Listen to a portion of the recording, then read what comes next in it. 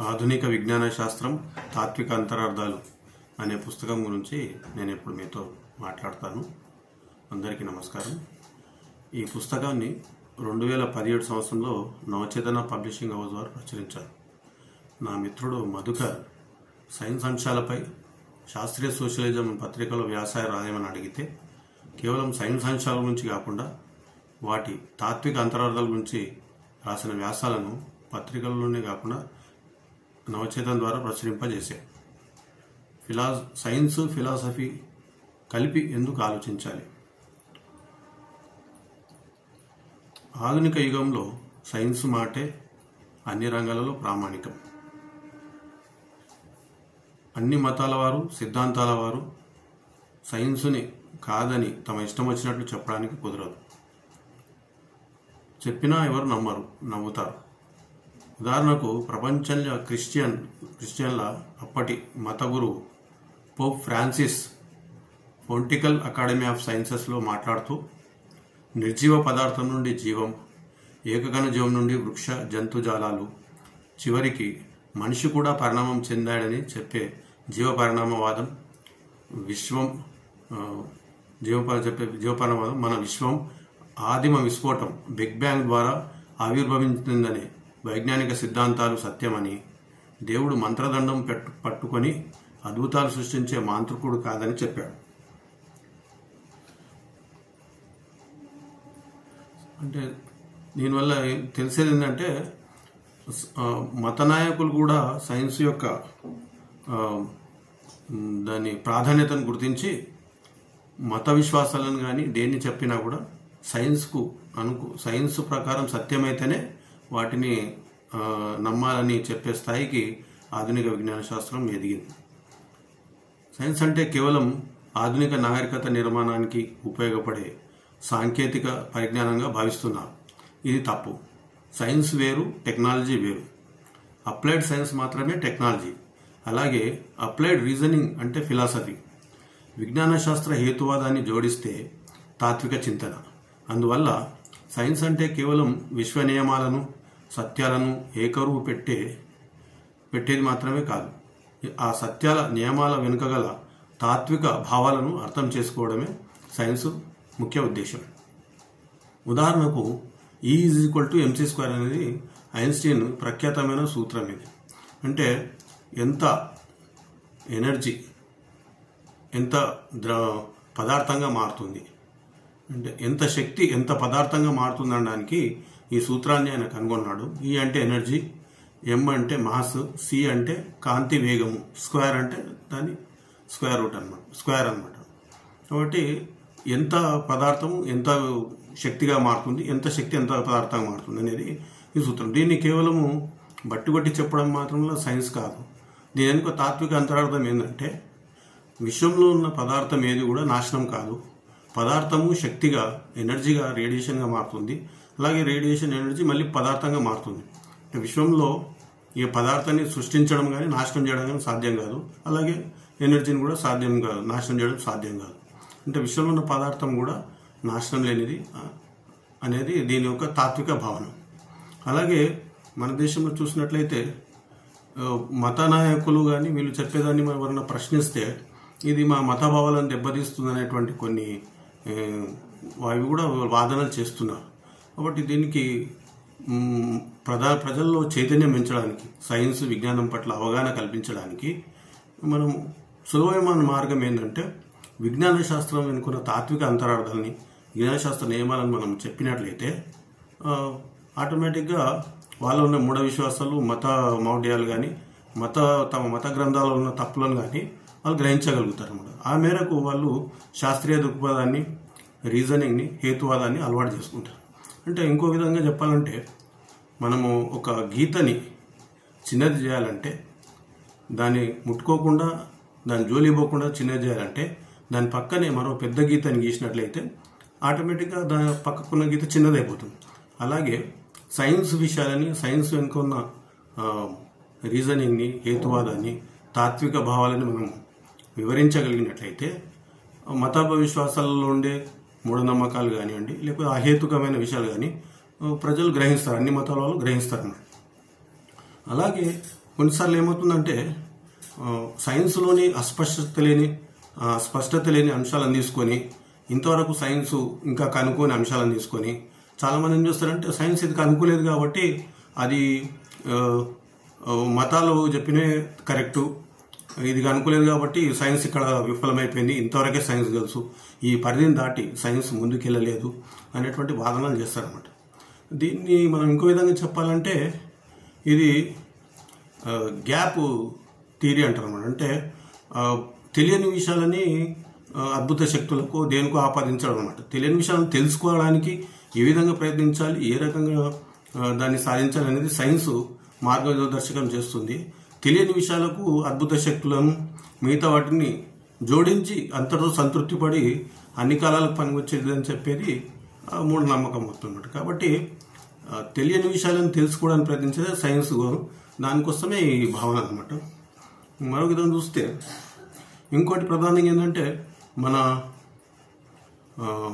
రాజ్యాంగంలో ఆదేశిక సూత్రాల లోపల స్పష్టంగా చెప్పారు. రాజ్యాంగంలో ఏమని హేతువాద దృక్పథాన్ని, అలాగే శాస్త్రీయ దృక్పథాన్ని, ప్రశ్నించే తత్వాన్ని, మానవత్వాన్ని పెంపొందించడానికి ప్రతి భారతీయుడు కృషి చేయాలని మన రాజ్యాంగ ఆదేశిక సూత్రాల్లో చెప్పారు. అందువల్ల మనం విజ్ఞాన శాస్త్రం తెలుసుకోవాలంటే దాంతోపాటు దాని అంతర్గతంగా ఉన్న హేతువాద దృక్పథాన్ని, ప్రశ్నించే తత్వాన్ని, అలాగే మన యొక్క మానవత్వాన్ని, దీనికి సంబంధించిన కనుక తాత్విక అంతరార్థం తెలుసుకున్నట్లయితే మనకు ఈ రకమైన భావాలు నుంచి మూఢ విశ్వాసం నుంచి దూరం అవుతాం అన్నమాట. ఇక సైన్స్ ఫిలాసఫీని మనం చూసినట్టయితే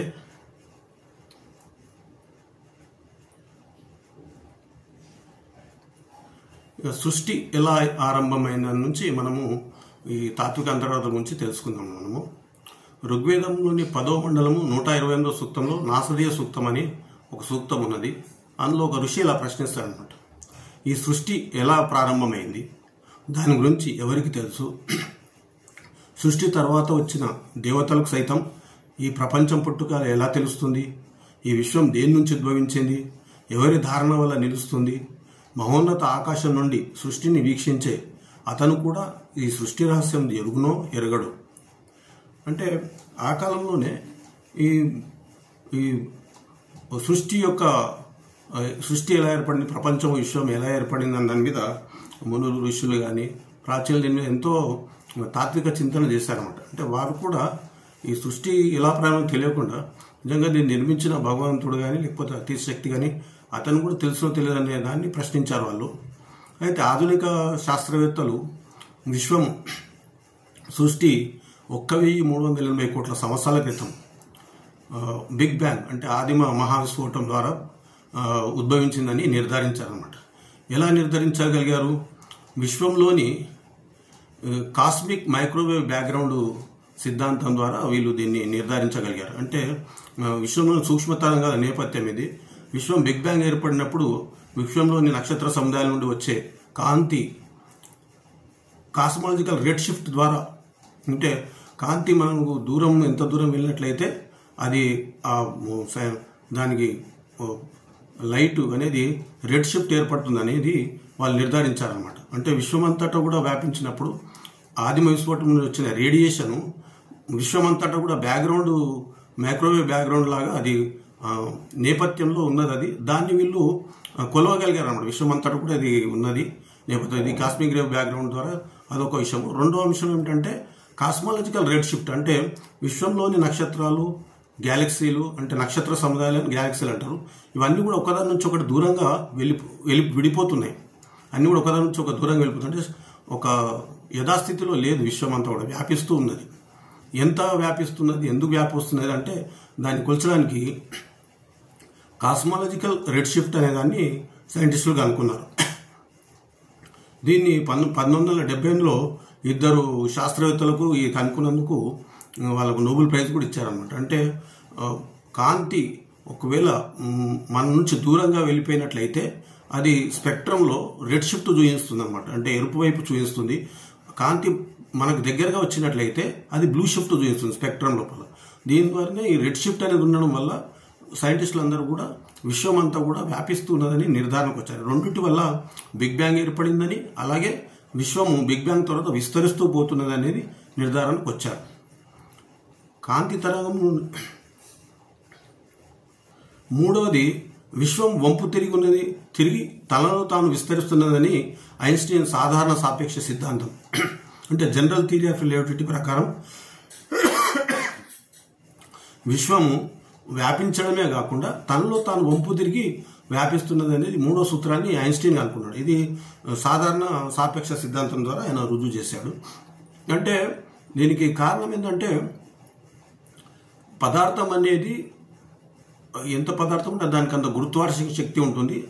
ఆ గురుత్వాకర్షణ శక్తి వల్ల, ఆ గురుత్వాకర్షణ శక్తి నక్షత్రాలు, నక్షత్ర సముదాయాల గురుత్వాకర్షణ శక్తి వల్ల తన చుట్టూ ఉన్న కాలాన్ని కూడా, పదార్థాన్ని కూడా వంపున గురి చేస్తుందని ఐన్స్టీన్ సిద్ధాంతం చేశాడనమాట. దీన్ని గుర్తించడానికి ఫస్ట్ వరల్డ్ వార్, మొదటి ప్రపంచ యుద్ధం జరిగినప్పుడు సైంటిస్టులు ఏం చేశారంటే అప్పుడు ఆ కాలంలో జరిగిన ఒక సంపూర్ణ సూర్యగ్రహంలో నక్షత్రాల నుండి వచ్చే కాంతి ఆ నక్షత్రాల గురుత్వాకర్షణ శక్తి వల్ల వంపు తిరిగినట్టు వాళ్ళు నిర్ధారించగలిగారు. దీనివల్ల 3 రకాలుగా మనకు తెలిసిపోయింది. అంటే విశ్వం బిగ్ బ్యాంగ్ ద్వారా 1380 సుమారు కోట్ల సంవత్సరాల క్రితం ఉద్భవించింది.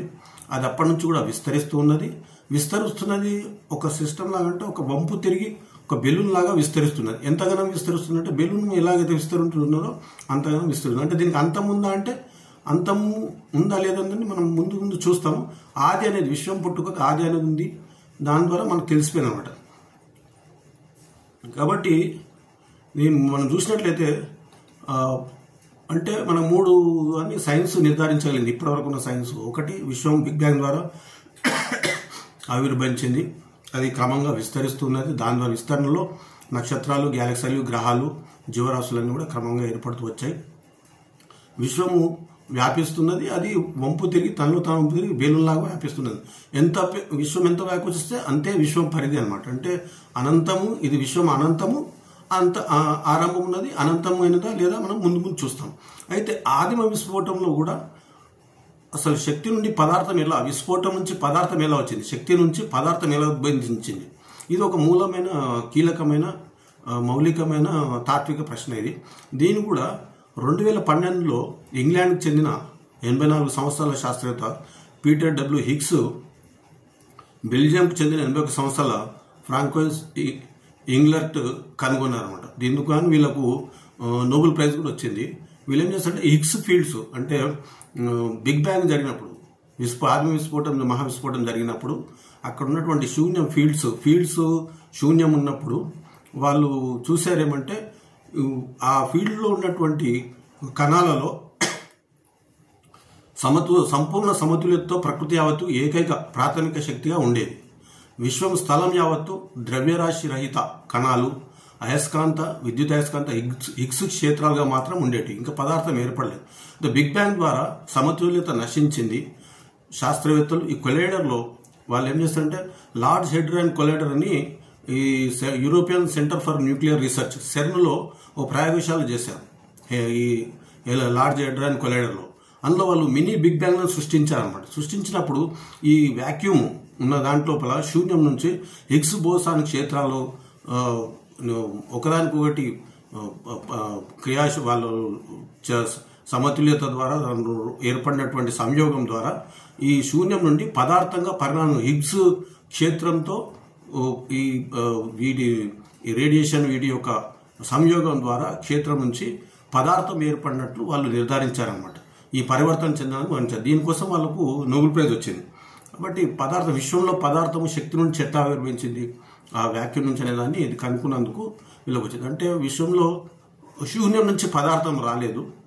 ఆ హిగ్స్ బోసాన్ కణాలకు, క్షేత్రాలకు ఈ సమతుల్యత ఉన్నటువంటి అప్పుడున్న వ్యాక్యూమ్ నుంచి ఈ రెండుటి సంయోగం వల్ల పదార్థాలు హిగ్స్ బోసాన్ క్షేత్రాల నుంచి ఏర్పడినాయి అని వాళ్ళు నిర్ధారించగలరు అనమాట. అయితే దీనివల్ల మనకు ఈ ఒక మౌలికమైన ఇంకొక సమస్య ఏమొస్తుందంటే కాలం ఎలా ఆరంభమైంది. దానికి సమాధానం ఐన్స్టీనే చెప్పాడనమాట. కాలం అనేది ప్రత్యేకంగా ఉండదు, అది కాలము స్థలము రెండు కూడా పదార్థాన్ని ఆశ్రయించి ఉంటాయి. ఎట్లాగైతే పదార్థాన్ని వంపు తిప్పుతుందని ఎట్లయితే చెప్పాడో అలాగే. అంటే పదార్థం లేనిది కాలానికి అర్థమే ఉండదు, మనకు తెలుసు. ఎందుకంటే కాలంలో ఉన్నదంటే ఆ కాలంలో ఏం జరిగింది, ఏమున్నది, అది ఎలా పరివర్తన చెందింది, ఎలా అయిందని తెలుస్తుంది. ఏమీ లేనప్పుడు కాలానికి అర్థమే ఉండదు. ఆ కాలంలో ఏది ఉన్నది, ఏం చేసింది, ఏం జరిగింది అనే దాన్ని బట్టే కదా కాలాన్ని మనం ఊహించేది. ఏమీ లేనప్పుడు శూన్యంలో ఏం జరిగినా ఏం జరగకపోయినా దానికి కాలానికి అర్థమే లేదన్నమాట. కాబట్టి బిగ్ బ్యాంగ్ నుంచే కాలం ఆరంభమైంది. దీనికి అంతముందా లేదా అనేది మనం తెలుసుకోవాలంటే దానికి జనరల్ రిలేటివ్ థియరీ వరకు వెళ్ళాలి. మనం చెప్పాము ఇదివరకే 1919లో మొదటి ప్రపంచ యుద్ధంలో ఈ స్థల కాలాలు వంపు తిరుగుతున్నాయని దాన్ని జనరల్ రిలేటివ్ థియరీలో ఐన్స్టీన్ చెప్పారనమాట. ఇంకా 4వ అంశానికి వచ్చినట్టయితే కాలానికి విశ్వానికి అంతం ఉందా. దీనికి సంబంధించి 3 రకాల సిద్ధాంతాలు ఖగోళ శాస్త్రంలో ఉండేవి ఇది వరకు. అందులో ఒకటి ఏంటంటే స్టడీ స్టేట్ థియరీ. అంటే విశ్వం ఎప్పుడు కూడా యథాస్థితిగానే ఉంటుంది. గ్యాలక్సీలు నక్షత్రాలు పుడుతుంటాయి, మళ్ళీ కొత్త గ్యాలక్సీలు వస్తుంటాయి, కొత్త నక్షత్రాలు పుడుతుంటాయి, కొత్త మళ్ళీ చస్తూ ఉంటాయి. అలాగే గ్రహాలు కొత్తవి వస్తుంటాయి పోతుంటాయి. ఎలా ఉన్నదో విశ్వం అలాగే ఉంటుంది. స్టడీ స్టేట్ థియరీ అనమాట. అలాగే ఇంకోటి ఆసిలేషన్ థియరీ ఆఫ్ ఖగోళ శాస్త్రం. అంటే దీనిలో ఏంటంటే విశ్వం బిగ్ బ్యాంగ్ ద్వారా పుట్టింది, విస్తరిస్తుంది, మళ్ళీ అది దానిలో ఉన్న గురుత్వాకర్షణ శక్తి వల్ల మళ్ళీ కుంచుకుపోయి మళ్ళీ బిగ్ క్రాంచ్ వస్తుంది, మళ్ళా మహావిస్ఫోటం జరుగుతుంది, వినాశనం అవుతుంది విశ్వం అంతా కూడా. మళ్ళీ తర్వాత మళ్ళీ కొత్తగా విశ్వం ప్రారంభం అవుతుంది. మళ్ళీ యథావిధిగా అనమాట చక్రనేమి క్రమేణా అని అంటారు కదా, అలాగా విశ్వం పుడుతుంది, నశిస్తుంది, మళ్ళీ పుడుతుంది, నశిస్తుంది. ఇదొక భావన కూడా సైంటిస్టులు ఒక థియరీలాగా అనుకున్నారు. ఇంకో 3వ సిద్ధాంతం ఏంటంటే ఎవర్ ఎక్స్పాండింగ్ థియరీ. అంటే అనంతంగా ఇది విస్తరిస్తూనే పోతుంది అనేది పుట్టింది. ఇది బిగ్ బ్యాంగ్ ద్వారా పుట్టినప్పటికి కూడా అనంతంగా విస్తరిస్తూనే పోతుంది. ఈ 3 దాని మీద చాలా కాలం నేను చర్చలు జరిగాయి. అయితే దీనికి కూడా సమాధానము ఒక శాస్త్రవేత్తలు కనుక్కున్నారు అనమాట. వీళ్ళకు కూడా ఇందులో నోబెల్ ప్రైజ్ వచ్చింది.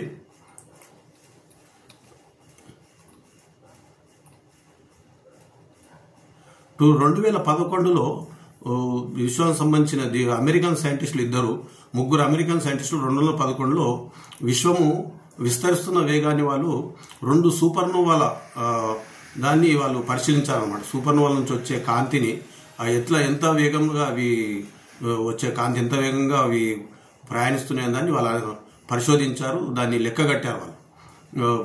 దీన్ని వాళ్ళు చేసినప్పుడు ఏం చేస్తారంటే వాళ్ళు సూర్యుని కన్నా ఎన్నో రెట్లు పెద్దగా ఉండే బృహత్ నక్షత్రాల ఇంధనం అయిపోయినప్పుడు అవి పేలిపోతే ఏర్పడే బ్రహ్మాండమైన పేలుడుతో ఏర్పడేవే సూపర్నోవా అంటారండి. ఈ 2 సూపర్నోవా అధ్యయనంలో వారు శక్తి సాంద్రతని వాళ్ళు ఎస్టిమేట్ చేశారు. అంటే వాళ్ళు లెక్కగట్టారు. వాళ్ళు వీటి నుంచి వచ్చే శక్తి సాంద్రత ఎంత ఉన్నది, సూపర్నోవాల నుంచి వచ్చే శక్తి సాంద్రత ఎలా ఉన్నది లెక్కగట్టారు. వాళ్ళు ఏం చేస్తారంటే వాళ్ళు అంటే విశ్వం సమానంగా ఉంటే యథాస్థితిలాగా ఉంటుందని ఒక నిర్ణీత సాంద్రత అంటే క్రిటికల్ డెన్సిటీ కంటే శక్తి సాంద్రత ఎక్కువగా ఉంటే విశ్వ విస్తరణ వేగం క్రమంగా తగ్గుతుంది. అంటే సూపర్ నుంచి వచ్చేటువంటి శక్తి సాంద్రత ఈ సాంద్రత ఏదైతే ఉన్నదో డెన్సిటీ క్రిటికల్ డెన్సిటీ అంటారు దీన్ని.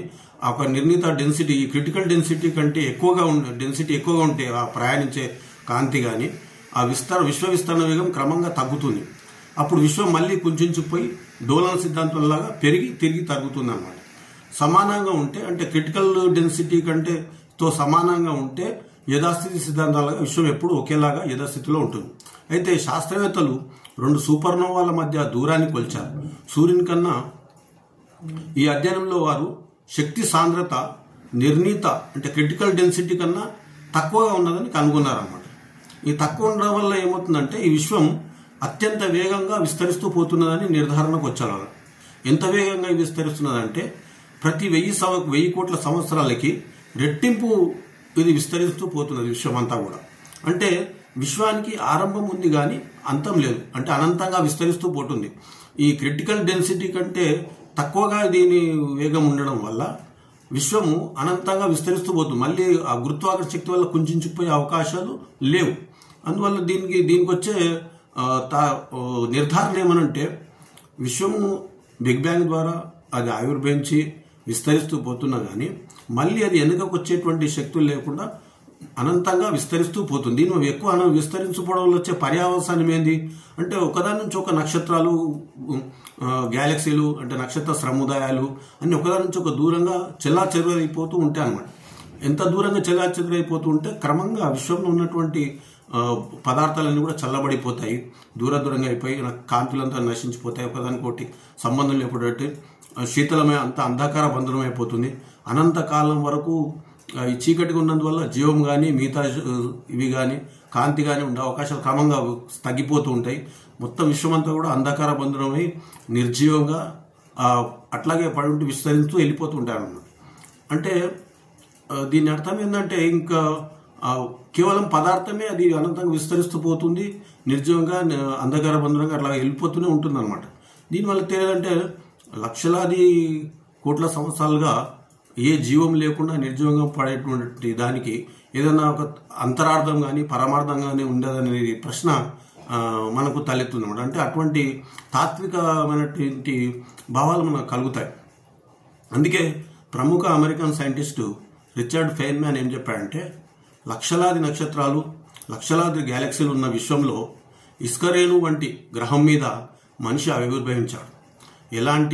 ఇలాంటి మనిషి కోసమే భగవంతుడు ఈ విశాల విశ్వాన్ని ఏర్పరచని చెప్పడం హాస్యాస్పదం. ఎందుకంటే ఇంత చిన్న నాటకానికి అంత పెద్ద బ్రహ్మాండమైన నాటక రంగం అనవసరం. ఆ నాటక రంగం కూడా ఇప్పుడు మనం తను నోబెల్ ప్రైజ్ పొందిన వాళ్ళు చెప్పిన సిద్ధాంతం ప్రకారం చూస్తే విశ్వము అనంతంగా పెరిగిపోతూనే ఉంటుంది, దీనికి అంతం లేదనమాట. కాబట్టి అనంత విశ్వంలో చీకటి ఉండి జీవరాశులు లేనటువంటి దానిలో ఎటువంటి భవిష్యత్తు, ఎవరి భవిష్యత్తు అనేది మనకు తెలియని పరిస్థితి ఇప్పటికున్నటువంటి సిద్ధాంతం ప్రకారం తెలిసిందన్నమాట. ఇక రెండో అంశము మనకందరికీ తెలుసు, జీవ సృష్టియా జీవ పరిణామము. అంటే చాలా మతాలు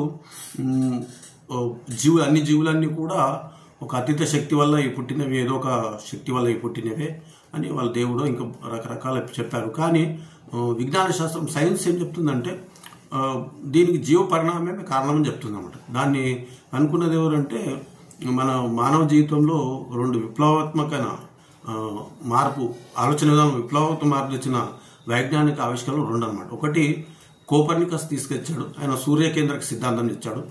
కోపర్నికస్ కంటే ముందు అంటే మన దగ్గర ఆర్యభట్టు వాళ్ళు కూడా వాళ్ళు చెప్పారు, అంటే భూమి కేంద్రం కాదు సూర్యుడు మిగతా కేంద్రంగా ఉన్నాయని వాళ్ళు చెప్పారు. కానీ సైన్స్ ఇప్పటివరకు వాళ్ళు సైంటిఫిక్గా ప్రూవ్ చేసి అన్ని పాఠ్య గ్రంథాల్లో అక్కడ చెప్పే దాంట్లో మటుకు కోపర్నికస్కే ఈ క్రెడిట్ దక్కింది. అంటే ఇతనే కనుక్కున్నట్టు అందరూ అంగీకరించారు. అంతకుముందు మన దగ్గర ఆర్యభట్టు ఈ గ్రహాల గురించి కానీ లేకపోతే సూర్య కేంద్రక సిద్ధాంతం కానీ గ్రహాలు తిరుగుతున్న వాటి గురించి చలనాల గురించి అతను చెప్పాడు. కానీ ఆధునిక విజ్ఞాన శాస్త్రపు టెక్స్ట్ బుక్లో అక్కడ కానీ కోపర్నికస్ సూర్యకేంద్రక సిద్ధాంతం చెప్పాడు. ఇతను తెచ్చిన దానివల్ల విప్లవ మార్పు ఏంటంటే అంతకుముందు మనిషి కోసమే విశ్వం ఏర్పడిందని, మనిషి పుట్టినటువంటి భూమే విశ్వానికి కేంద్రం అని, దాని చుట్టే నక్షత్రాలు, గ్రహాలు, గ్యాలక్సీలు అన్నీ తిరుగుతాయని అనుకునేవాళ్ళు. దానివల్ల మొదటిది ఒక వైజ్ఞానికమైనటువంటి విప్లవాత్మకమైన సిద్ధాంతం అతను తెచ్చాడు. అతని తర్వాత డార్విన్ జీవపరిణామ సిద్ధాన్ని 1859లో ఆయన on the origin of species అనే పుస్తకాన్ని రాశాడు. ఒరిజిన్ ఆఫ్ స్పీషీస్ అనేది. ఇందులో అతను ప్రాణులు ఏకకణ జీవుల నుండి క్రమంగా పరిణామం చెందుతూ కోట్ల కణాల వైవిధ్యభరిత రూపాలైన వృక్ష, పక్షి, జంతుజాలాలు ప్రాణులుగా పరిణామం చెందారని రుజువు చేశారన్నమాట. ఈయన దీనికి ప్రాణుల జీవన పోరాటం అంటే స్ట్రగుల్ ఫర్ ఎగ్జిస్టెన్స్, అలాగే జాతుల పునరుత్పత్తికి అభివృద్ధికి దోహదం చేసే లక్షణాలను యాదృచ్ఛికంగా సహజ ఎంపిక ద్వారా అంటే న్యాచురల్ సెలెక్షన్ ద్వారా పుణికిపుచ్చుకొని ఏర్పడే విధానం ద్వారా, అలాగే ప్రకృతిలో ఏర్పడే ప్రతికూల పరిస్థితులను తట్టుకొని నిలబడేవి మనగడ సాగిస్తాయని, అంటే సర్వైవల్ ఆఫ్ ది ఫిట్టెస్ట్ అని ఈ 3 సూత్రాలు నేను చెప్పాడు. దీనికి ఆయన తీసుకున్న ప్రాతిపదిక ఏంటంటే ఆయన జీవపరిణామం నిరంతరంగా కొనసాగుతుందని నిరూపించడానికి ఆయన వివిధ ఖండాల్లో ఉన్నటువంటి శిలాజాలను అంటే కొన్ని కోట్ల సంవత్సరాల క్రితము భూమి లోపల నిక్షిప్తమైనటువంటి అనేక రకాల జీవరాశుల యొక్క శిలాజాలను, ఫాసిల్స్ని ఆయన అధ్యయనం చేసి చాలా సూక్ష్మంగా ప్రతి ఒక్కదాన్ని రికార్డ్ చేసి వాటిని పరిశీలించి సిద్ధాంతపరంగా సైంటిఫిక్గా వాటన్నిటిని ఆయన ప్రూవ్ చేయగలమాట. ఏ రకంగా ఏ జీవులు ఏ రకంగా పరిణామం చెందాయి, ఏ జీవుల నుంచి ఏ జీవులు ఎట్లా పరిణామం చెందాయి, చాలా సైంటిఫిక్గా ప్రతి ఒక్కరికి అర్థమయ్యే విధంగా తను ఈ పుస్తకంలో నిర్మించాడనమాట. ఇంకొకటి ప్రధానమైన మనం చూసుకున్నట్లయితే అంటే సైన్స్లో వచ్చే దాంట్లో ఇంకో ప్రధానమైన ప్రశ్న ఏమొస్తుందంటే, ఇది కూడా ఒక తాత్విక చింతన ఒక మౌలికమైన ప్రశ్నే. విశ్వ వాస్తవికంగా ఉన్నదా, లేకపోతే ఇది మన బ్రహ్మనేనా అని. ఇది చాలామంది ఏమనుకుంటారంటే ఇది ఏదో మిథ్యావాదమో లేకపోతే శూన్యవాదమో జగన్ మిథ్యావాదమో అనుకుంటారు. కానీ సైన్స్లో కూడా ఇటువంటి ప్రశ్న తలెత్తింది. ఎప్పుడు తలెత్తిందంటే ఇది 20వ శతాబ్దంలో క్వాంటమ్ సిద్ధాంతం అనేది చాలా ప్రాచుర్యం పొందింది. దీన్ని ప్రతిపాదించిన వాళ్ళలో ముఖ్యులు ఎవరంటే Albert Einstein, Schrodinger, Niels Bohr, Max Born. వీళ్ళు హేమాయిమీలు అన్నమాట క్వాంటమ్ సిద్ధాంతం ద్వారా కనుక్కున్నారు. వీళ్ళు చెప్పింది ఏంటంటే, మనము చూసినదైతే మనకందరూ తెలుసు, ప్రపంచంలో ఉన్న పదార్థం అంతా కూడా అణువులతో తయారైనది. అణువుల్లో మళ్ళీ పరమాణువులు ఉంటాయి. పరమాణువులు అన్నిటికంటే చిన్న వాటిని అనుకుంటారు. ఈ పరమాణువుల్లో కూడా కేంద్రంలో న్యూక్లియస్ ఉంటుంది. ఆ న్యూక్లియస్లో ప్రోటాన్లు, న్యూట్రాన్ ఉంటాయి. దాని చుట్టూ ఎలక్ట్రాన్లు తిరుగుతూ ఉంటాయి అనేది మొట్టమొదట రూదర్ఫోర్డ్ ప్రతిపాదించాడు 1911 లోపల. ఈ ఎలక్ట్రాన్లు అనేది నెగిటివ్ ఛార్జ్ ఉన్నటువంటి విద్యుత్ శక్తి తిరిగే ఎలక్ట్రాన్లు ఉంటాయని చెప్పారనమాట. అయితే దీని తర్వాత వచ్చినటువంటి వీళ్ళు నీల్స్ బోర్ కానీ వీళ్ళు కానీ క్వాంటమ్ సిద్ధాంతం వాళ్ళు ఏం కనుగొన్నారంటే, ఈ ఎలక్ట్రాన్లు ఒక కక్ష నుంచి అంటే న్యూక్లియస్ చుట్టూ తిరిగేటప్పుడు పరమాణువుల లోపల అవి ఒక కక్ష నుంచి ఇంకో కక్షకు మారినప్పుడు, దూకినప్పుడు అంటారు, క్వాంటమ్ జంప్ అంటారు దాన్ని. జంపినప్పుడు అది ఒక నిర్ణీత కాంతి పుంజాన్ని అంటే క్వాంటమ్ ఆఫ్ లైట్ని కోల్పోవడమో లేకపోతే ఇంకో దాని నుంచి గ్రహించడమో చేస్తాయన్నమాట. దీనిగాను 1913లో నీల్స్ బోర్స్కు ఆయన కనుక్కున్నాడు ఈ సిద్ధాంతాన్ని, క్వాంటమ్ దాని థియరీని. అలాగే ఈ ఎలక్ట్రాన్ కణాలు కాకుండా తరంగాలు కూడా ప్రసారం అవుతాయని కనుక్కున్నారు అనమాట. ఇందులో ప్రధానమైన 2 సూత్రాలు ఇవే. అంటే ఎలక్ట్రాన్లు కణాలు గాను తరంగాలు గాను ప్రసారం అవుతాయని గుర్తించాలి. దీనికి సంబంధించి ఒక డబుల్ స్లిట్ ఎక్స్పెరిమెంట్ చేశారు ఆ కాలంలో. అంటే క్వాంటమ్ సిద్ధాంతంలో చాలా ముఖ్యమైన ప్రయోగము, ద్విమార్గ ప్రయోగం, డబుల్ స్లిట్ థియరీ అంటారు దీన్ని. అంటే ఒక సింపుల్గా చెప్పాలంటే, ఒక ఎలక్ట్రాన్ను ఒక రంధ్రం గుండా ప్రయోగించినప్పుడు అది కణంలాగా బుల్లెట్ లాగా ప్రసరిస్తుందని, అదే 2 రంధ్రాల ద్వారా ఒకే ఎలక్ట్రాన్ పంపినప్పుడు అది అలలలాగా తరంగాల మాదిరిగా 2 రంధ్రాల నుంచి కూడా వెళ్తుందని. అంటే సరస్సులో రాయి వేస్తే ఎట్లాగైతే అలలు ఒకే రాయి దగ్గర పడ్డప్పటికి కూడా దాని నుంచి అలలగా ఎట్లయితే తరంగాలు వెళ్తావో అలాగా తరంగాల మాదిరిగా కణం ప్రయాణిస్తుందని సైంటిస్టులు అనుకున్నాను ఈ ప్రయోగం ద్వారా.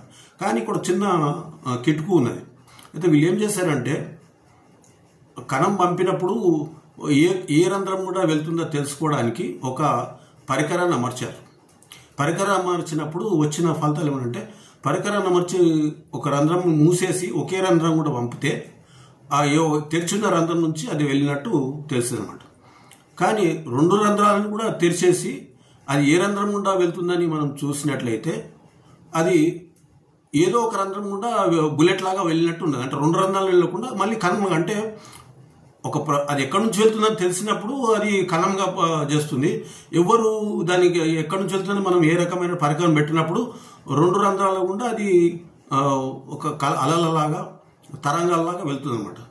దీన్ని బట్టి ఏమనంటే, విశ్వము మనం చూసినప్పుడు ఒకలాగా చూడనప్పుడు ఒకలాగా వాస్తవం ఉంటుంది, మనము చూసేదంతా వాస్తవం కాదనేటి ఒక వ్యాఖ్యానాన్ని ఈ నీల్ బోర్ కానీ వీళ్ళు చేశారు. దీన్ని కోపెన్హాగన్ వ్యాఖ్యానం, ఇంటర్ప్రిటేషన్ అంటారు దీన్ని. దీనికి సంబంధించి మళ్ళీ ఒకటి ష్రోడింగరు క్యాట్ పారాడాక్స్ అనేటువంటి ఒక మేధో ప్రయోగాన్ని ఆయన చేశాడనమాట, మేధోపరమైన ప్రయోగాన్ని. ఆయన ఏమిటంటే, ఒక పెట్టెలో ఒక పిల్లిని పెట్టి మనము అందులో, అది ఎలక్ట్రాన్ అనుకోండి, అది పెట్టిన మనం దాన్ని సీల్ పెట్టి మూసేసినప్పుడు అందులో విషం పెట్టి, అది అందులో విషం ఉంటుంది, అందులో మనం ఒక పిల్లిని పెట్టాము, అది మనం మూత ఉన్నది, మనం తెరవనప్పుడు అది చచ్చిందా బతికిందా మనం చెప్పలేము. అంటే ప్రాబిలిటీ ఉంటుంది అది, ఎందుకంటే అది చూసినప్పుడే విశ్వం మారుతుంది, చూడనప్పుడు ఏమున్నదో మనం చెప్పలేము. కాబట్టి తెరవగానే అది చావడమో లేకపోతే బతుకుండడం ఏదో ఒకటి జరుగుతుందని అని చెప్పారన్నమాట. ఇది క్యాట్ పారాడాక్స్ అంటారు. ఇది చాలా ప్రయోగమైంది. దీనికి ఐన్స్టీన్ ఒక సూటి ప్రశ్న వేశాడు. ఆయన ఏమన్నాడంటే, మీరు చెప్పేది చాలా ఇర్రేషనల్గా ఉన్నది, ప్రాబిలిటీ వేరు, అట్లాగే చూసినప్పుడు వాస్తవికత లేనదే తప్పు. ఎందుకంటే ఇప్పుడు చంద్రుడు మనం చూసినప్పుడు ఒక రకంగా, చూడనప్పుడు ఒక రకంగా ఉండడు కదా. మనం చూసినా చూడకున్నా చంద్రుడు వాస్తవమే అక్కడే ఉంటాడు. సూర్యుడు కానీ చంద్రుడు కానీ మనం గమనిస్తలేం కాబట్టి చంద్రుడు అదృశ్యమైపోడు. అసలు మానవ జాతి లేనప్పుడే వేల కోట్ల సంవత్సరాల క్రితము నక్షత్రాలు, సముదాయాలు ఇవన్నీ ఉన్నాయి. కాబట్టి మీరు ఇచ్చిన వ్యాఖ్యానం, ఇంటర్ప్రిటేషన్ తప్పు అని చెప్పాడు అనమాట. అయితే ఈ పరమాణువులు ఈ ప్రాబిలిటీ అంటే సంభావ్యతలాగా ప్రవర్తిస్తున్నాయని మాత్రము అందరు గమనించారు. దీన్ని బట్టి ఒక నిర్ధారణకు వచ్చారనమాట. ఎప్పుడు ఈ క్వాంటం థియరీ పనిచేస్తుంది అంటే ప్రాబిలిటీ ప్రకారం, సంభావ్యత ప్రకారం పనిచేస్తుంది, ఎప్పుడు ఖచ్చితత్వంగా అంటే మనం నిర్ధారించినప్పుడు క్లాసికల్ థియరీ ప్రకారం, అంటే ఇప్పుడు ఉన్నటువంటి కాజ్ అండ్ ఎఫెక్ట్ దాని థియరీ ప్రకారం పనిచేస్తుంది దాని గురించి చూసినప్పుడు సైంటిస్టులు కనుక్కునేది ఏంటంటే, పరమాణువులలో ఎలక్ట్రాన్లు కణాలుగా, తరంగాలుగా రెండు రకాలుగా ప్రవర్తించడం, కొన్నిసార్లు ఖచ్చితత్వాన్ని, మరికొన్నిసార్లు సంభావ్యత సూత్రాలను పాటించడం గమనించాలి. ఎప్పుడు పదార్థం ఎలా మారుతుందో కూడా శాస్త్రవేత్తలు ఖచ్చితంగా నిర్ధారించాలి. ఒక పదార్థ తరంగ దైర్ఘ్యం అంటే వేవ్ లెంత్, ఒక పదార్థం యొక్క వేవ్ లెంత్ దాని ద్రవ్య పరిమాణానికి అంటే దాని ద్రవ్యాన్ని రాశికి విలోమ నిష్పత్తిలో ఉంటుందని వాళ్ళు కనుగొన్నారు. విలోమ నిష్పత్తి అంటే ఇన్వర్స్ ప్రపోర్షన్లో ఉంటుంది. అంటే ఒక పదార్థం యొక్క వేవ్ లెంత్ దాని ద్రవ్య రాశికి విలోమ నిష్పత్తిలో ఉంటుంది. ఒక పదార్థ వేవ్ లెంత్ తరంగ దైర్ఘ్యం దాని ద్రవ్య పరిమాణం కంటే ఎక్కువగా ఉంటే అప్పుడు ఆ పదార్థం క్వాంటం సంభావ్యత సూత్రాల ప్రకారం ప్రవర్తిస్తుంది. అంటే అది ప్రాబిలిటీ ప్రకారం ఉంటుంది. అలాగే ఒక పదార్థ తరంగ దైర్ఘ్యం వేవ్ లెంత్ దాని ద్రవ్య పరిమాణం ఫిజికల్ సైజ్ కంటే తక్కువగా ఉంటే అది ఖచ్చితంగా భౌతిక ప్రామాణిక సూత్రాలు అంటే క్లాసికల్ ఫిజికల్ థియరీల ప్రకారం ప్రవర్తిస్తుందని వాళ్ళు నిర్ధారణకు వచ్చారు. పరమాణు ప్రపంచంలో తప్ప ప్రకృతిలోని మిగతా పదార్థంలో పదార్థ తరంగ దైర్ఘ్యం వేవ్ లెంత్ దాని ద్రవ్య పరిమాణం కంటే తక్కువగా ఉన్నాయి. అంటే క్వాంటం సంభావ్యత సూత్రాలు కేవలం పరమాణువులో మాత్రమే అవి పనిచేస్తాయి. అణువులలో కానీ అంతకంటే పెద్ద ఉన్న పదార్థాల్లో కూడా ఎక్కడ కూడా ఈ క్వాంటం సిద్ధాంతం పనిచేయదు. కాబట్టి క్వాంటం సిద్ధాంతాల్లో ఉన్నటువంటి వైరుధ్యాలు దీనికి అనుగుణం ద్వారా తోలిపోయినాడు. విశ్వమంతా కూడా కేవలం దీని ప్రకారం అది వాస్తవికత లేదనేది తప్పు. అంటే ఎక్కడ ఈ ప్రాబిలిటీ ఉంటుంది, సంభావ్యత ఉంటుంది, ఎక్కడ ఉండదు అనేది దీన్ని బట్టి మనకు తెలిసిపోయింది అన్నమాట. చివరగా మనము జ్యోతిష్యం గురించి ఇందులో రాసిన వాసనలో ఒకటి ఉన్నది. అంటే ఇంతవరకు మనము విశ్వం పుట్టుక, దాని పరిణామం ఎట్లా అంతమవుతుందా లేదా, జీవోత్పత్తి, అలాగే విశ్వంలో మన స్థానము, విశ్వంలో వాస్తవమా కాదనే ప్రధానమైన మౌలిక తాత్విక ఆలోచన గురించి మనం సైన్స్ ఏం చెప్తూ తెలుసుకున్నాము. ఇంకొక ప్రధానమైన విషయం కూడా ఇందులో నేను చర్చించాను. జ్యోతిష్యము వాస్తవమా కాదా, అది అంటే సైంటిఫిక్గా కరెక్టా కాదని దాని గురించి. దీనికి నేను అంటే ఆ జ్యోతిష శాస్త్రం ఏం చెప్పిందో అని దాని కాకుండా సైన్స్ ఏం చెప్తుందో మీకు చెప్తాను. దాన్ని బట్టి మీరే ఒక నిర్ధారణ రావచ్చు అనమాట.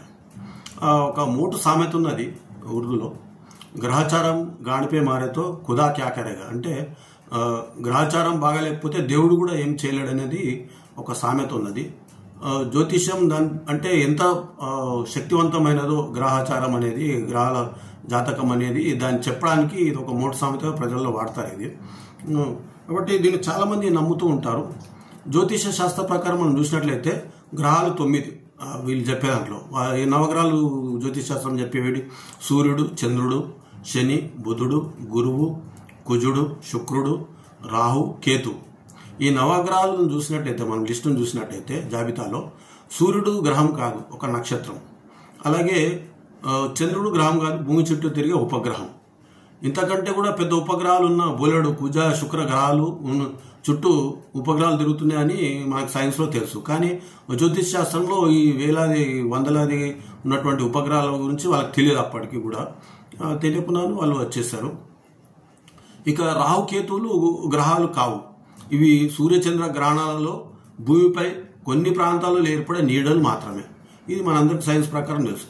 అంతేకాకుండా ఇప్పుడు ఆధునిక విజ్ఞాన శాస్త్రం కనుగొన్న నెప్ట్యూను, ప్లూటో వంటి గ్రహాలు ఇప్పుడు 2 కూడా నవగ్రహాల్లో మనం కొత్త దాని ప్రకారం చెప్తారు. ఈ ప్లూటో దాన్ని అది గ్రహమా ఇంకా గ్రహం కాదనే దానిలో సందిగ్ధత కొనసాగుతుంది. అయినా కానీ కొత్త గ్రహాలను కనుక్కున్నారు సైంటిస్టులు. ఈ కొత్త గ్రహాలు ఏ జ్యోతిష శాస్త్ర గ్రంథాల్లోనూ లేవు ఇవి. కాబట్టి అంటే అసంపూర్ణమైన వీళ్ళు ఏర్పడి ఏదైతే గ్రహాలు కానీ నక్షత్రాలు చెప్పారో అది అసంపూర్ణమైనదని చెప్పడానికి మనకు తెలుస్తుందన్నమాట. ఇంకోటి మనకు చూసినట్లయితే జన్మ నక్షత్రాలను బట్టి కూడా జాతకాలు ఇవన్నీ చెప్తూ ఉంటారు. అంటే మనిషి పుట్టినప్పుడు ఏ నక్షత్రంలో ఉన్న అతను రాసి ఉన్నది చూస్తారు.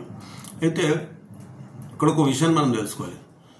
కాంతి అనేది నిమిషానికి 1,60,000 మైళ్ళ వేగంతో అది ప్రయాణిస్తుంది. ఇది చాలా మంది తెలుసు. అంటే సూర్యుడి నుంచి మనకు కాంతి మనకు చేరడానికి, భూమికి చేరడానికి సుమారు 8 నిమిషాలు పడుతుంది. అంటే దీని అర్థం ఏంటంటే ఇప్పుడు మనం చూస్తున్న సూర్యుడు ఇప్పటి సూర్యుడు కాదు, 8 నిమిషాల క్రితం సూర్యుడు. అంటే ఇంకో రకంగా చెప్పాలంటే ఒకవేళ ఇప్పుడు సూర్యుడు అక్కడ పేలిపోయినా కానీ ఆ పేలిపోయినటువంటి కాంతి కిరణాలు మనకు 8 నిమిషాల తర్వాత మనకు చేరుతాయి అన్నమాట. అంటే మనం ఇప్పుడైతే ఏదైతే స్థానం చూస్తున్నామో నక్షత్రాలు కానీ గ్రహాలు కానీ అవి ఇప్పటి స్థానాలు కాదు, ముందు స్థానాలు. అంటే అక్కడ నుంచి మనకు వచ్చే కాంతి కిరణాలు ఎప్పటి నుంచి వస్తున్నాయో దాన్ని బట్టి తెలుస్తుంది అనమాట. ఉదాహరణకు ఒక మనిషి కర్కాట రాశిలోని పుష్య నక్షత్రం డెల్టా క్యాన్సర్ నక్షత్రం పుట్టాడు అనుకుందాం. మనం నా జాతకం చూసి ఆ పుట్టిన టైంని బట్టి వాళ్ళు తీసుకుంటే ఉంటుంది. ఈ పుష్య నక్షత్రము భూమికి 136 కాంతి సంవత్సరాల దూరం ఉన్నది. కాంతి సంవత్సరం అంటే సెకండ్కు 1,86,000 మైళ్ళు అని చెప్పాం కదా. ఆ వేగం ద్వారా మనం దాన్ని గుణించుకుంటే వెళ్ళాలి. సెకండ్కు 1,86,000 అలాగే 1,60,000 మైళ్ళు ఇంటూ 60 అంటే నిమిషాలు ఇంటూ 24 అవర్స్ అంటే సెకండ్కు నిమిషానికి 60 కదా, 60 అట్లాగే 24 అంటే 24 గంటలు, మళ్ళీ దానికి ఇంటూ 7 లేకపోతే 365 డేస్ అట్లా ఇంటూ చేసిన వచ్చిన మైళ్ళు దాన్ని ఎన్ని సంవత్సరాలు అంటే ఎన్ని సంవత్సరాలు దాని 160 అంటే 160 ఇంటూ దాన్ని గుణించుకుంటూ వెళ్తే అంత దూరంలో ఆ నక్షత్రాలు ఉందన్నమాట. డెల్టా క్యాన్సర్ అనేది.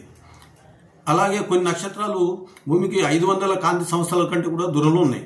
కాబట్టి మనం ఇప్పుడు చెప్పే జాతకము ఇప్పుడు పుట్టిన ఈ నక్షత్రం ఇప్పటిది కాదు, అది 136 సంవత్సరాల క్రితం అన్నమాట. అలాగే ఒకే రాశిలోని నక్షత్రాలు కూడా అవి ఒకే దగ్గర లేవు. అవి ఉదాహరణకు ఇప్పుడు మనం సింహరాశి, మీనరాశి, కర్కాటకం అందులోనే నక్షత్రాలు ఉంటాయి. అందులో సమూహం 5, 4, 3, 7, 8 సమూహాలు కలిపి మనం ఒక రాశి కింద చెప్తాం. ఆ రాశిలో ఉన్న నక్షత్రాలు కూడా ఒకదాని పక్కకు ఒకటి అట్లా పక్కకు లేవు. అవి ఒకదానికి కూడా సంబంధమే లేదు. అవి ఉదాహరణకు కర్కాటక రాశిలోని ప్రధానమైన నక్షత్రాలు 4 ఉంటాయి. ఆ 4లో ఒకటి బీటా కాంక్రీ. అది బీటా కాంక్రీ 290 కాంతి సంవత్సరాల దూరం ఉన్నది మనకు. అలాగే డెల్టా కాంక్రీ ఉన్నది, అది 136 కాంతి సంవత్సరాల దూరంలో ఉంటుంది. అలాగే గమ్మా కాంక్రీ అని ఉంటుంది, అది 158 కాంతి సంవత్సరాల దూరం ఉంది. తర్వాత లాటా కాంక్రీ, ఇది భూమికి 298 కాంతి సంవత్సరాల దూరం ఉందన్నమాట. అంటే ఒకదానికి ఒకటి సంబంధం లేవు. ఒకటి ఎక్కడో విసిరేసినట్టు ఒకటి 130, ఒకటి 298, 300 కాంతి సంవత్సరాల దూరంలో ఉన్నది.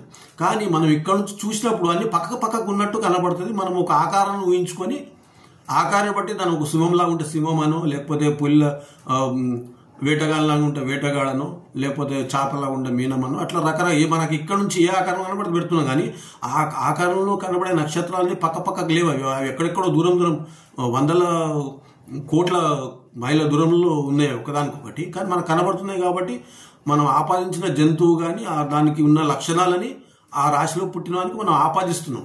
అసలు పక్కకు కూడా లేవన్నమాట. ఇప్పుడు కనుక ఎవరన్నా మనిషి ఆధునిక మనిషిని చూపించినట్లయితే, అంటే పూర్వకాలంలో చూశారు కాబట్టి వాళ్ళకు జంతువులు కర్కాటకం, మీనము, వృషభము ఇవి కనిపించాయి. ఇప్పుడు పిల్లలకు మనం చూపించినాం అనుకోండి, ఇవి ఏం చెప్పకుండా నక్షత్రం ఎలా కనబడుతుందంటే ఒకటి సెల్ ఫోన్ అంటాడు, ఒకటి కార్ అంటాడు, ఒక విమానం అనొచ్చు. అంటే మన ఆలోచనలను బట్టి మనం దానికి ఒక ఆకారం ఇచ్చి ఆకారానికి ఉండే లక్షణాలనే మనం వాటికి ప్రతిపాదిస్తామని చెప్పుకోవచ్చు అన్నమాట. ఇది అయితే కొన్నిసార్లు మనం చూసేది ఏంటంటే, మరి కొందరు జాతకాలు చెప్పినప్పుడు అవి ఖచ్చితంగా జరుగుతున్నాయి కదా, మాకు ఇట్లా ఉంటే ఎగ్జాంపుల్స్ ఉన్నాయని చెప్తారు. అవి దానికి 2-3 రకాలుగా మనము సమాధానం చెప్పొచ్చు. ఒకటి ప్రధానం ఏంటంటే జాతకరత్నం మిడతం బొట్లు, అంటే యాదృచ్ఛికంగా, అంటే తుక్క అంటారు. ఒక్కోసారి చెప్పినవి యాదృచ్ఛికంగా కరెక్ట్ కూడా కావచ్చు, అటువంటివి కూడా కొన్నిసార్లు జరగవచ్చు. అలాగే చెప్పిన వాటిలలో కూడా వీళ్ళు జనరలైజ్డ్ చెప్తారనమాట. అన్నీ ఒక ఖచ్చితత్వం లేకుండా జనరల్గా చెప్పేవి ఉంటాయి. తప్పిపోతే తప్పించడానికి వీళ్ళు కారణాలు కూడా చెప్పగలుగుతారు. ఈ ఫలానా ఒక్కోసారి అన్ని కరెక్ట్గా జరగవచ్చు, మధ్యలో ఇదే ఇచ్చి అది అంటే వీళ్ళకి దానికి తగ్గట్టు చెప్పుకునే ఆధారాలు కూడా ఉంటాయి.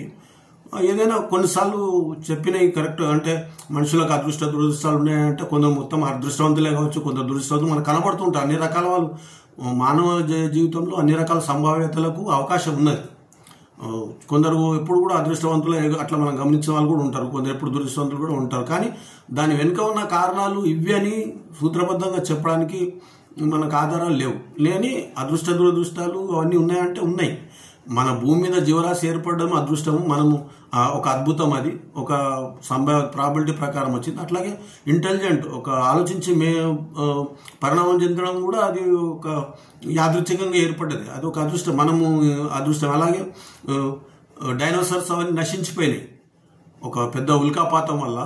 కొన్ని వందల కోట్ల సంవత్సరాల క్రితం పెద్ద ఉల్కాపాతం జరిగి మొత్తం నశించిపోయినాయి. కాబట్టి మ్యామల్స్ ఇవి మనము అంటే మన జీవరాశులన్నీ కూడా ఈ జీవరాశుల అభివృద్ధి చెంది మనం ఈ దశకు చేరగలం. కాబట్టి ఇవి లేవంటే ఉన్నాయి, కానీ దాని వెనుక కారణం ఏంది, సైంటిఫిక్ కారణాలు వేరే ఉన్నాయి, ఈ రకంగా చెప్పే కూడా వేరే ఉన్నది. మనము ఏది కరెక్ట్ అని మనం నిర్ధారించుకోవడం మన విజ్ఞతను బట్టి ఉంటుందన్నమాట. చివరిగా అంటే మనం సీరియస్గా మనం అంతా చెప్తున్నాం, కానీ ఇందులో సరదాగా ఒక తాత్వికత చెప్పే అంశాలు కూడా ఉన్నాయి. నేను చాలా వర్షాలు ఇది కూడా ఒకటి చెప్పాను అనమాట. ఉదాహరణకు మనం ఏమనుకుంటాం, మనిషి అంటే పాపం అనుకోవడానికి ప్రతి మనిషి కూడా ఒక ప్రపంచమే, ఒక విశ్వమే అని సైంటిస్టులు అనుకుంటారు. అదేంటి అంటే ఒక మనిషి లోపల దాదాపుగా 4200 రకాల స్పీషీస్ అంటే జీవరాశులు వేలాదిగా మనిషి శరీరంలో అక్కడక్కడ నివసిస్తున్నట్లు సైంటిస్టులు కనుక్కున్నారన్నమాట.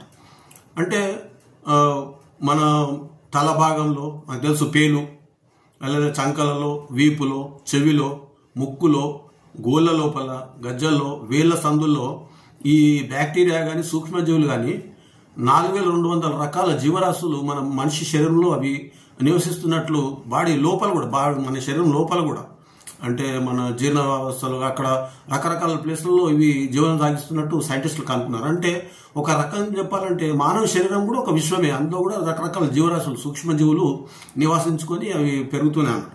కాబట్టి ప్రతి మనిషి కూడా ఈ రకంగా చూస్తే పరోపకారే, ప్రతి మనిషి కూడా ఒక విశ్వమే అనమాట. దీనికి ఉన్న తాత్విక చింతన.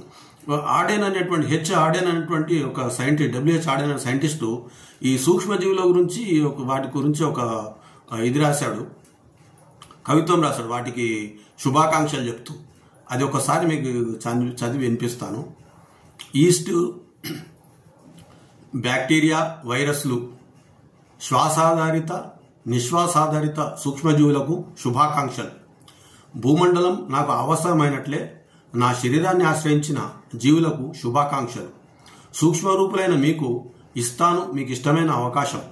మీకు అనువైన నా శరీర భాగంలో మీకు నచ్చినట్లు మీరు ఉండవచ్చు. నా చర్మ స్వేద బిందువుల సరస్సులో సేద తీరవచ్చు. బాహుమూలాలనే గాక నాభి కింద చిట్టడువుల్లో, నా ముంజేతి ఎడారుల్లో, నా చల్లని శిరోజావనంలో సేదతీరవచ్చు. స్థిరవాసాలు ఏర్పరచుకోండి. సరిపడా వెచ్చదనం, అనుకూల చల్లదనం అందజేస్తా. మీకు కావలసిన స్వేదాహారాన్ని దారబోస్తా. కానీ ఒకే ఒక షరతు, మీ ఉనికి వల్ల నాకు రావద్దు ఎలాంటి విపత్తు. మంచి అతిథుల్లా ప్రవర్తించండి. నాకు ఎలాంటి దురదలు, దద్దర్లు, నొప్పి కలిగించకండి. నా శరీర ఉష్ణోగ్రత మీ నివాస స్థలాన్ని వేడెక్కిస్తున్నాయా లేక చలిలో వణికిస్తున్నాయా? నా కోపతాపాల వల్ల, నా అనూహ్య ప్రవర్తన వల్ల మీకు అరిష్టం కల్పిస్తున్నానా, విపత్తులు తెస్తున్నానా? అయితే నా శరీరం మీకు ఒక స్వర్గధామం కాకపోవచ్చు, కానీ అసఖ్య లోకమేమీ కాదు. నా ఆటపాటలు, చేష్టలు, నాకు అవసరమైన చర్యలు బహుశా మీకు ఉత్పాతాలు కలిగించవచ్చు. మీకు ఒక మతం ఉంటే, మీకు దేవుళ్ళుంటే అనుకోని ఉత్పాతాలకి మీ మతం ఏమార్థం చెబుతుంది, ఏ పురాణాలు అల్లుతుంది? ప్రతిరోజు నూతన పాత వస్త్రాలు వదిలి కొత్తవి ధరించేటప్పుడు వచ్చే పెను తుఫానులను, స్నానం చేసిన ప్రతిసారి వచ్చే ఉధృత వరదల వల్ల మీ నగరాలే నాశనమైనప్పుడు మీ మత పెద్దలు ఏ పురాణాలు అల్లుతారు? ఏ శాంతి మంత్రం జపిస్తారు? అయితే ఆలస్యంగానో త్వరితంగానో యుగాంతం సమీపిస్తుంది.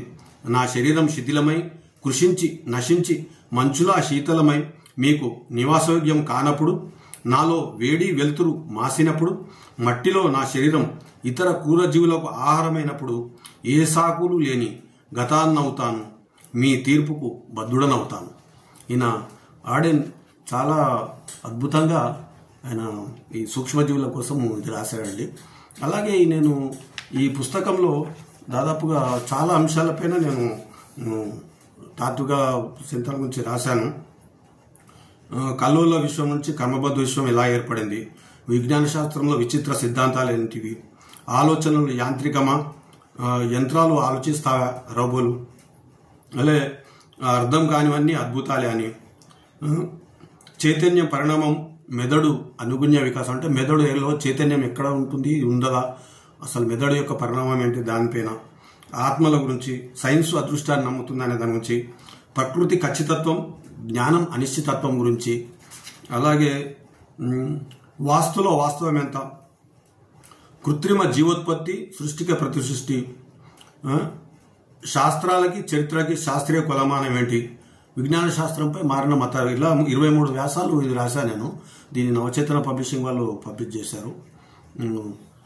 దీనికి సంబంధించి అంటే ప్రధానమైన ఉద్దేశం ఏంటంటే మనలో ఒక ప్రశ్నించే తత్వాన్ని, హేతువాద దృక్పథాన్ని ప్రజల్లో పెంపొందించినట్లయితే మూఢ విశ్వాసాలు తగ్గిపోతాయి.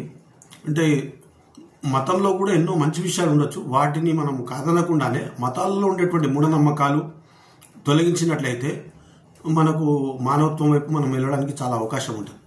స్వామి వివేకానందుడు కూడా ఆయన ఖచ్చితంగా చెప్పాడనమాట. ఏమని చెప్పాడంటే, సైన్స్ ప్రకారము మా దేవుడు ఉన్నాడని కానీ లేకపోతే ఇవన్నీ కూడా రుజువు చేయాలా, దేవుడు ఉన్నాడని కానీ మిగతాన్ని రుజువు చేయాలా అని ఆయన్నే ప్రశ్నించి దానికి ఆన్సర్ చెప్పాడంటే ఖచ్చితంగా రుజువు చేయాలి.